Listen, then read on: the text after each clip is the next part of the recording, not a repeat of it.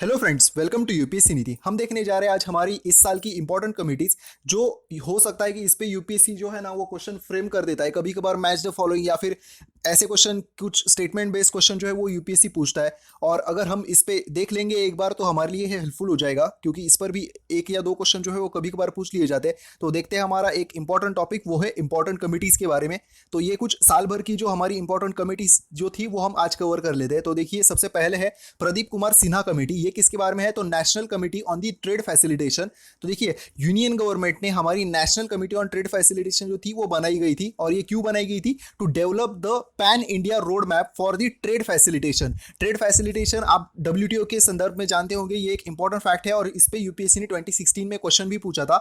और ये इसका इंडिया जो है, that is trade facilitation agreement, इसका इंडिया जो है इसने हमने रेटिफाई कर दिया गया है। और ये जो है हमारी national committee on the trade facilitation, ये होगी हमारी इंटर मिनिस्ट्रियल बॉडी। ठीक है, ये बात इसको याद रखिए। और ये है हमारे प्रदीप कुमार सिन्हा सर। अब देखते हैं हमारी नेक्स्ट कमेटी के बारे में, टीएसआर सुब्रमण्यम कमेटी। ये किस लिए बनाई गई थी? तो न्यू एजुकेशनल पॉलिसी के लिए। इसका रिपोर्ट ये जो है हमारे टीएसआर सुब्रमण्यम, ये हमारे फॉर्मर कैबिनेट सेक्रेटरी थे। इन्होंने ये न्यू एजुकेशन पॉलिसी जो है इसका जो रिपोर्ट है वो सबमिट कर दिया है। और ये हमारे प्री के साथ साथ हमारे मेंस के लिए भी बहुत ही ज्यादा इंपॉर्टेंट है। आप अभी नहीं तो बाद में तो इसके जो कोई रिकमेंडेशन है वो देख लीजिए, क्योंकि मेंस में भी इस पे हर साल लगभग एजुकेशन पे हर साल एक या दो क्वेश्चन, एटलीस्ट बेसिक एजुकेशन या फिर हायर एजुकेशन पे कोई ना कोई सवाल पूछ लिया जाता है। तो ये इस साल के लिए हमारे लिए इंपॉर्टेंट है। नेक्स्ट देखते हैं हमारी committee, that is Shankar Acharya committee. और ये किसके बारे में है? तो change in the financial year. मतलब आप तो जानते हैं हमारा फाइनेंशियल ईयर कौन सा है, तो 1 अप्रैल टू 31 मार्च। लेकिन अभी ये हमारी फाइनेंस मिनिस्ट्री ने ये कमेटी बनाई है जिसका काम क्या है? तो एग्जामाइन करना हमारी अलग अलग जो डेट्स है फाइनेंशियल ईयर के लिए। लाइक जो एक मेन बात सामने आ रही है वो है हमारा स्टैंडर्डाइजेशन कर देना। दैट इज जैसे कि बाकी कुछ देशों की है 1 जनवरी से लेकर 31 दिसंबर तक। ये डेट अगर हम करेंगे हमारा फाइनेंशियल ईयर, तो क्या क्या मतलब इसके मेरिट्स होंगे, डीमेरिट्स होंगे। साथ ही साथ हमारी जो अभी का फाइनेंशियल ईयर है इसके मेरिट्स और डीमेरिट्स क्या है ये चेक करने के लिए ये कमेटी बनाई गई है, शंकर आचार्य कमेटी। नेक्स्ट देखते हैं हमारा after next is Madhukar Gupta committee. ये किसके बारे में? तो बॉर्डर प्रोटेक्शन के लिए। आप जानते हैं हमारे यहाँ पे इंडिया पाकिस्तान बॉर्डर जो है वो थोड़ी सी बहुत ही ज्यादा पोरस है कुछ कुछ रीजन में, तो इसलिए ये बनाई गई थी Madhukar Gupta committee on the border protection. ये इसने रिपोर्ट जो है अपना मिनिस्ट्री ऑफ होम अफेयर्स को रिसेंटली सबमिट कर दिया है। और इसने कुछ रिकमेंडेशन की है to strengthening the border protection and addressing the issue of gaps and vulnerability in the border fencing along the India Pakistan border. ठीक है, तो इंडिया पाकिस्तान की बॉर्डर पे यहाँ पे जो कोई फेंसिंग है उसके रिलेटेड जो कोई इश्यूज है इनके बारे में ये कमेटी बनाई गई थी, मधुकर गुप्ता कमेटी। एक बार जो है ये जो पूरा वीडियो है 2-3 बार अगर आप देख लेंगे तो आपको इसके बारे में मतलब फिर से देखने की जरूरत नहीं पड़ेगी। नेक्स्ट देखते हैं हमारा टीवीएसएन प्रसाद कमेटी। ये किसके बारे में थी? तो अल्टरनेटिव टू पैलेट गन। तो जैसे कि आप जानते हैं 9 जुलाई 2016 को जो एक आतंकवादी थे बुरहान वानी, उनकी जब हत्या कर दी गई, उनको जब मार दिया गया था, तो उसके बाद वहां पे जम्मू कश्मीर में बहुत ही ज्यादा मतलब कंडीशन जो थी वो वायलेंट हो गई थी। और वहां पे हमारे जो फोर्सेस थे उन्होंने पैलेट गन्स का यूज किया था।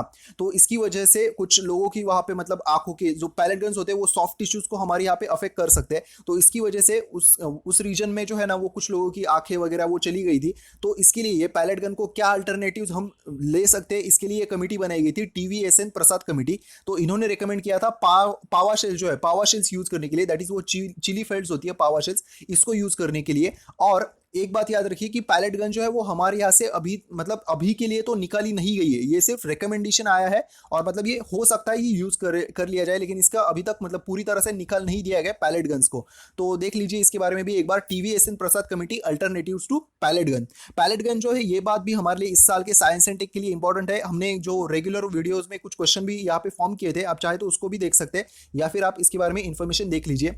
नेक्स्ट है हमारा एके सिन्हा कमेटी। ये किसके बारे में है? तो रिवर गंगा सिल्टेशन, जो गंगा रिवर है उसका बिहार में जो सिल्टेशन होता है इसके लिए ये कमेटी बनाई गई थी। And it is the team will be headed by Ganga flood control commission AK Sinha. ये इसके कमिश्नर मेंबर है और इनके द्वारा ये कमेटी जो है वो हेड कर दी जाएगी। और साथ ही साथ इसके बारे में एक इंपॉर्टेंट फैक्ट है वो भी याद रखिए, फरक्का बैरेज जो है ना वो वेस्ट बंगाल में है, ये भी एक इसके साथ साथ न्यूज में था। नेक्स्ट क्वेश्चन देखते हैं नेक्स्ट देखते हैं हमारा, वो है बिमल जालान कमेटी। ये किसके बारे में थी? तो एक्सपेंडिचर मैनेजमेंट कमीशन। तो ये जो सर है हमारे बिमल जालान सर, ये हमारे फॉर्मर आरबीआई गवर्नर रह चुके हैं। साथ ही साथ इनकी मतलब इनके लिए एक कमेटी बनाई गई थी, एक्सपेंडिचर मैनेजमेंट कमीशन। और ये क्या काम करेगी, तो वेरियस जो एस्पेक्ट है हमारे एक्सपेंडिचर रिफॉर्म्स लाने के लिए, तो ये बनाई, इसके लिए ये बनाई गई थी, मतलब एक्सपेंडिचर रिफॉर्म्स लाने के लिए। The panel will submit it's interim report, ये मतलब बजट से पहले इन्होंने अपना रिपोर्ट सबमिट कर दिया था। और ये अभी के लिए क्यों न्यूज़ में है, तो इन्होंने ही पहले रिकमेंड किया था हमारा प्लान और नॉन प्लान का जो मतलब ये निकाल देना चाहिए, ये हमारे बिमल जालान सर ने रिकमेंड किया था। तो इसलिए ये आप तो जानते हैं इस बार के हमारे बजट में इसके बारे में प्रावधान कर दिया गया था। तो ये इस साल के लिए हमारे इंपॉर्टेंट हो जाती है, ये एक फैक्ट। नेक्स्ट कमेटी देखते हैं हमारा, वो है अरविंद सुब्रमण्यम कमेटी। ये किसके बारे में थी, तो increase the production of pulses. Pulses जो है वो आप देख सकते हैं पिछले 2-3 सालों से इसकी मतलब जो कीमतें थी वो बहुत ही ज्यादा बढ़ गई थी।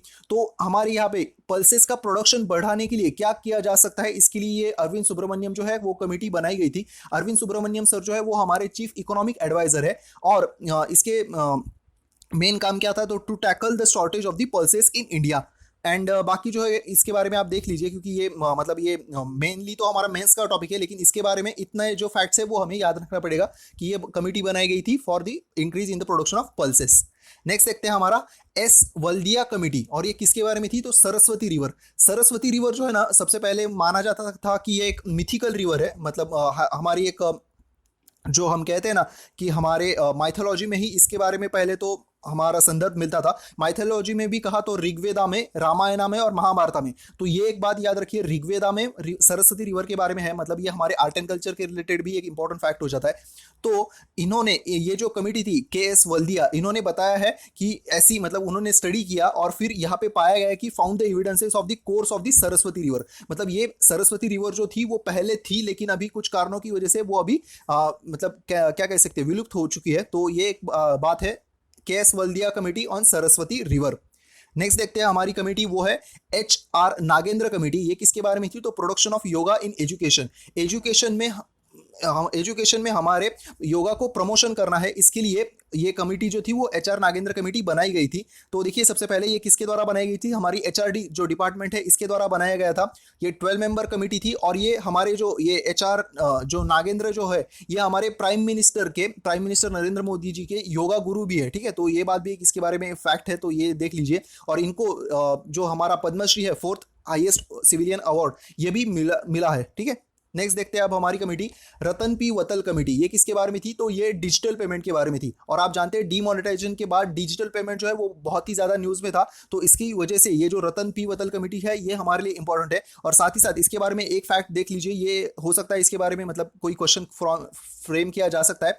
तो आरबीआई ने जो इनके जो रतन पी वतल कमेटी के जो रिकमेंडेशंस थे उनको अपोज कर दिया था, ठीक है। वो कौन से, to move establish a separate entity to regulate payments and settlement, ठीक है। जो एक सेपरेट एंटिटी बनाई जाने वाली थी किसके बारे में, to regulation of payment and settlement. इसके लिए जो सेपरेट एंटिटी बनाई जाने वाली थी, इसको आरबीआई ने मतलब इसके अगेंस्ट इसको क्रिटिसाइज किया था, ठीक है। तो बाकी फैक्ट क्या है इसके बारे में, ये फाइनेंस मिनिस्ट्री द्वारा बनाई गई थी to review the existing payment system in country and to recommend appropriate measures to encourage the digital payments. Digital payment को हमारे यहाँ पे एनकरेज जितना ज्यादा किया जा सके, इसके लिए ये कमेटी जो थी रतन पी वतल कमेटी बनाई गई थी। नेक्स्ट देखते हैं अब हमारी कमेटी, वो है पीजे नायक कमेटी। ये it was about bank board bureau, ठीक है। तो ये हमारे रिजर्व बैंक द्वारा ये कमेटी जो थी पीजे नायक कमेटी ये बनाई गई थी। और इसका मेन मकसद क्या था, तो बैंक बोर्ड ब्यूरो बनाया गया था। और इसके बाद हमें बैंक इन्वेस्टमेंट कंपनी जो थी वो बनानी थी, ये इसके मेन बात है, ठीक है। तो ये बनाई गई थी to review the governance of the board of bank and examine the fit for proper criteria of the directors. ये इसके हेड थे। और इसका मेन काम क्या कौन कौन से होंगे, review the regulatory compliance requirement of the bank board in India and estimate that what could be the intellectual and where requirement needed to be raised। मतलब ये इसके बारे में बेसिकली जो बोर्ड है हमारा बैंक बोर्ड, इसके बारे में है ये। और एक बात है यहाँ पे, जो हमारे विनोद राय सर जो है वो इसके अभी जो हमारा बैंक बोर्ड ब्यूरो बनाया गया है ये इसके फर्स्ट चेयरमैन है। और ये कमेटी मतलब ये इसको रेकमेंड किसने किया था, तो पीजे नायक कमेटी ने बैंक बोर्ड ब्यूरो बनाने के बारे में रेकमेंड किया था। और जो हमारे विनोद राय सर है वो इसके पहले चेयरमैन है बैंक बोर्ड ब्यूरो के। और बैंक बोर्ड ब्यूरो का अल्टीमेट एम क्या है, तो बैंक इन्वेस्टमेंट कंपनी फॉर्म करना, ठीक है। नेक्स्ट देखते हैं अब हमारा वो है नारायण मूर्ति कमेटी। आप तो इनको जानते होंगे, नारायण मूर्ति सर बहुत ही मतलब फेमस है हमारे यहाँ पे। तो ये कमेटी किसके बारे में थी, तो अल्टरनेटिव इन्वेस्टमेंट फंड, ठीक है। तो आप जानते हैं जैसे कि हमारे यहाँ पे एंजल इन्वेस्टर होते हैं, तो ये एंजल इन्वेस्टर्स के जो नॉर्म्स है वो रिसेंटली सेबी ने लिबरलाइज कर दिए गए थे। मतलब जो कुछ संख्या थी एंजल इन्वेस्टर्स की, वो एक कंपनी के लिए बढ़ाई गई थी। मुझे अभी उसके फिक्स नंबर नहीं मतलब देख मुझे मिले नहीं अभी, तो देखते हैं वो भी। लेकिन ये in regards SEBI has meeting decided to amend the SEBI alternative investment fund regulation 2012। ये जो रिकमेंडेशन था, मतलब ये अमेंड करने का, ये दिया गया था हमारे नारायण मूर्ति सर द्वारा। नेक्स्ट कमेटी देखते हैं हमारी, वो है NK Sinha committee. It is about physical responsibility and budget management. Budget management that is FRBM जो एक्ट था, इसको रिव्यू करने के लिए ये जो कमेटी थी ये बनाई गई थी। सबसे पहली बात, ये कमेटी जो है ना, ये हमारे लिए इस साल के लिए बहुत ही ज्यादा इंपॉर्टेंट है, प्री के लिए भी और मेंस के लिए भी। प्री में इसके बारे में क्या क्या इंपॉर्टेंट फैक्ट है, तो सबसे पहले देखिए, इन्होंने फिजिकल काउंसिल बनाने का जो है वो एक मतलब रिकमेंडेशन किया है। साथ ही साथ हमारा जो ग्रेजुअल रिडक्शन करना है फिजिकल डिपॉजिट जो डेफिसिट जो है इसमें, तो कितने तक लाना है, अभी हमारा कुछ 3.2 या 3.3% है अभी के लिए, वो हमें 2023 तक हमें वो 2.5% तक लेके आना है, ठीक है। फिजिकल डिपॉजिट 2.5% तक, और हमारा जो रेवेन्यू डेफिसिट है उसको 0.8% तक, ठीक है। Revenue deposit 0.8% and physical deposit 2.5%, यहां तक हमें 2023 तक लाना है। और साथ ही साथ हमारा जो डेब्ट टू जीडीपी रेशो जो है वो अभी के लिए हमारा 70% है, और उसको हमें 2023 तक 60% लाना है। ऐसे कुछ टारगेट जो है वो इन्होंने, हमारे ये सर जो है इन्होंने बना मतलब बताया है इनके रिकमेंडेशन में। और इसके साथ साथ जो हमारा पिछला जो एक्ट था ना, एफआरबीएम एक्ट, इसमें कोई भी ऐसे प्रावधान नहीं थे कि जैसे कि आप देखिए कि 2008 में हमारे यहाँ पे फाइनेंशियल जो क्राइसिस आ गए थे देश में, पूरे वर्ल्ड में, तो ऐसे मतलब डायरेक्टली हमारे गवर्नमेंट ने कुछ एस्केप क्लॉज जो था वो एफआरबीएम एक्ट में नहीं था। तो ये जो सर है इन्होंने एस्केप क्लॉज और साथ ही साथ बयान्सी क्लॉज जो है वो इसमें ऐड कर दिया गया है। मतलब क्या है कि हम अगर हमारा जो जीडीपी, अगर हमारे यहाँ पे कुछ ऐसे फिजिकल कोई प्रॉब्लम आ जाते हैं, एस्केप क्लॉज मतलब क्या है कि हमारे यहाँ पे अगर जो प्रॉब्लम आ जाते हैं, तो हमें जो मतलब जीडीपी जो है वो 3% से एक जो प्रपोज था उस पर अगर कम हो जाता है, तो हम जो है हमारा जो फिजिकल डेफिसिट का टारगेट होगा उसे 5%, 0.5% से डेविएट कर सकते हैं। और बायोसिडिक क्लॉज क्या था, तो अगर हमारा जीडीपी जो है वो अगर 3% से, जो प्रपोज था उससे 3% आगे हो जाता है, मतलब अच्छा हो जाता है, तो हमें 0.5% के बिलो, मतलब 0.5% से जो और हमारा टारगेट है फिजिकल डेफिसिट का, वो कम करना है, ठीक है। ये दोनों क्लॉज है, एस्केप क्लॉज और बायोसी क्लॉज, एक बार अच्छे से देख लीजिए। अभी यहाँ पे हमने ऐड नहीं किए वो, क्योंकि वो बहुत ही बड़े थे, मैंने प्रेफर किया कि आपको डायरेक्टली ही इसके बारे में बता दूं। तो ये एक बात है। और साथ ही साथ इसके बारे में और क्या इंपॉर्टेंट फैक्ट है, तो देखिए इसके मेंबर कौन कौन है, मैं जानबूझकर आपको इसके मेंबर बता रहा हूं। तो देखिए कौन कौन है, RBI governor Urjit Patel, chief economic adviser हमारे अरविंद सुब्रमण्यम सर, साथ ही साथ former finance secretary Sumit Bose, next is national institute of public finance and policy के डायरेक्टर रथिन रॉय, ठीक है। ये इसके मेंबर थे।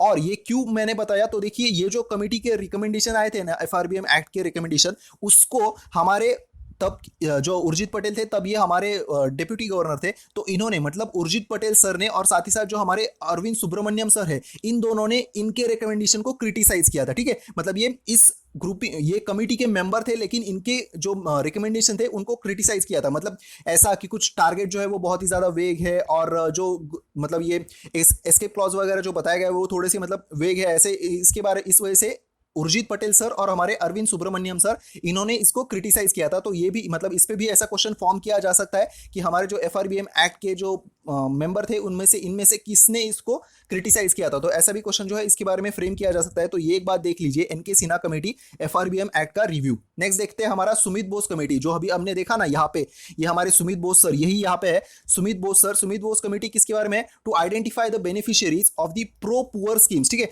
मतलब हमारे यहाँ पे जो आप जानते हैं, हमारे यहाँ बेसिकली पॉवर्टी लाइन जो है वो तीन है। तो आप पहली जो दो है वो हमें मेंशन कीजिए, तो कौन कौन जो थे इसके हेड थे पहली दो पॉवर्टी लाइंस के। और अभी के लिए ये इनको मतलब सुमित बोस को एक नई पॉवर्टी लाइन बनाने के लिए, साथ ही साथ identify the beneficiaries of various anti poverty scheme, इसको बनाने के लिए ये स्कीम जो है वो बनाई गई है। मतलब ये सर क्या काम करेंगे, तो ये एक स्टडी करेंगे for criteria of allocation of the resources to the state and identify the beneficiaries under the various pro poor programs using the socio economic caste census. ठीक है, ये जो हमारी कास्ट सेंसस है सोशियो इकोनॉमिक, ये अभी मतलब कुछ 80 या 90 सालों के बाद, आई थिंक 1921 या फिर 31, 1921 या 1931 के बाद ये हमारी सोशियो इकोनॉमिक कास्ट सेंसस जो है वो हुई थी।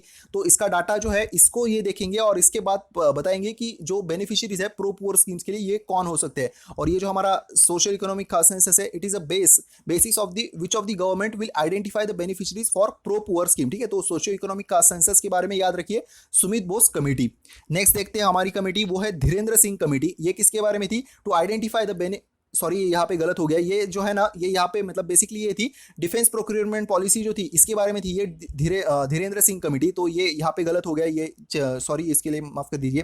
तो ये जो है हमारी डिफेंस प्रोक्योरमेंट पॉलिसी, ये भी हमारे लिए इस साल के लिए इंपॉर्टेंट है। और इसने मतलब ये जो हमारी डिफेंस प्रोक्योरमेंट पॉलिसी थी, इसने एक इंपॉर्टेंट जो चेंज था वो लाया गया है, वो है IDDM। मतलब क्या है? तो indigenously design and develop manufacture. ठीक है, ये एक नया जो हमारा एक हाईएस्ट कैटेगरी जो है वो इनकी कमेटी के द्वारा बाद में ऐड कर दिया है। और indigenously design and develop manufacturing, तो ऐसा है ना कि हमारे यहाँ पे जो अभी हमारा डिफेंस सेक्टर जो है वो अभी इतना डेवलप नहीं हो सका है। तो हमारा इंडिजीनियस मतलब क्या? अगर 40% डिजाइन एंड डेवलप जो है वो हमारे यहाँ पे एटलीस्ट हुआ होगा तो उसको IDDM कैटेगरी में डाल दिया जाएगा। या फिर अगर 60% जो है वो अगर मैन्युफैक्चरिंग कंपोनेंट हम बाय वैल्यू हमारे देश में अगर बने होंगे तो भी इसको IDDM कैटेगरी में जो है वो ऐड कर दिया जाएगा। ठीक है, तो धीरेन्द्र सिंह कमेटी जो है वो भी इसके बारे में याद रखिए, ये यहाँ पे गलत है। It is about defence procurement policy. ठीक है, डिफेंस प्रोक्योरमेंट पॉलिसी। मैं एक काम करता हूँ यहाँ पे इसको चेंज ही कर देता हूँ सो दैट आप इसको मतलब भूलेंगे नहीं।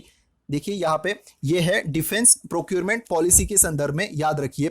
नेक्स्ट देखते हैं अब हमारा वो है next committee is DB Shekatkar committee and it was about to enhance the combat capabilities of the Indian arm forces. तो ये हमारी कमेटी बनाई गई थी हमारे जो सबसे पहले तो हमारी जो कॉम्बैट कैपेबिलिटी है इसको इंक्रीज करने के लिए, साथ ही साथ हमारा जो डिफेंस एक्सपेंडिचर है उसको मतलब कैसे देखा जाए इसके बारे में ये कमेटी जो थी वो बनाई गई थी। इन्होंने जो कुछ सजेशन दिए, series of steps that should be taken to enhance the combat capabilities of the Indian arm forces. ठीक है, ये जो सर है ना, इन्हें मतलब ये DB शेखरकर सर है, इन्हें पिछले साल हमें मिलने का मौका मिला था। इन्होंने अफ्स्पा के बारे में मतलब हमने इनसे ये सर से अफ्स्पा के बारे में कुछ जो है वो सवाल पूछे थे, क्योंकि ये मतलब वहाँ पे थे। तो इन्होंने जो है ना अपने पर्सनल एक्सपीरियंसेस हमारे साथ शेयर किए थे। अगर जब कभी मौका मिलेगा अफ्स्पा के बारे में बात करने का तो हम जो है वो उसके बारे में आपको जरूर बताएंगे जो कुछ आने वाले दिनों में। नेक्स्ट कमेटी देखते हैं हमारा, ये आज का लास्ट है, वो है चिलकट रिपोर्ट। ये किसके बारे में था? तो UK's role in 2003 invasion of Iraq and its bloody aftermath. ठीक है, मतलब क्या हुआ था कि आप तो जानते हैं कि इराक के यहाँ पे हमारे यूके और US ने मिलकर यहाँ पे इन्वेड कर दिया गया था, इन्वेजन कर दिया गया था। तो ये कितना सही था या नहीं ये बताने के लिए 2009 में ये कमेटी जो थी वो बनाई गई थी और इसका रिपोर्ट जो है वो पिछले साल आया था। तो ये है चिलकट कमेटी रिपोर्ट और इसने जो तब के हेड थे टोनी ब्लेयर और जॉर्ज W बुश, इनको मतलब कह दिया कि ये इन्होंने बात जो की है वो गलत की है। ऐसा था ये चिलकट रिपोर्ट। तो ये हो गए हमारे आज के सभी कमिटीज। आई होप ये जो हमने अभी जो पूरा लेक्चर लिया था वो आपको अच्छा लगा होगा और साथ ही साथ ये आपके प्री के लिए भी हेल्पफुल रहेगा। तो बताइए कैसा लगा, सो दैट हम और भी ऐसे कुछ लेक्चर्स है वो लाते रहेंगे। साथ ही साथ जो हमने कल देखा था एक हमारा जो रिपोर्ट्स है वो उनको भी हम अब कंटिन्यू करेंगे, लेकिन वो मंडे या ट्यूसडे को हम पॉसिबल जितना जल्दी होगा तब उतना जल्दी वो ऐड कर देंगे। ठीक है, so thank you so much and have a happy wonderful day ahead, keep studying and all the very best.